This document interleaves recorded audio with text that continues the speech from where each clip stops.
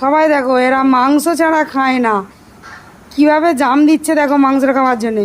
এই হাতে লেগে যেতে পারে, দেখেছো কিভাবে হাইটে জাম দিচ্ছে। উফ,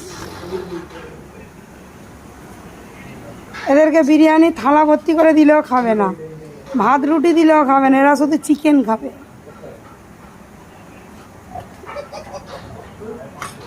হয় রেগে ওরম করিস না, ওরম করিস না, ওরম করবি না, দিয়ে দে, দিয়ে দে, ওরম করিস না। তো এরা শুধু মাংস খায়, ও শুধু অনলি মাংস খাবে।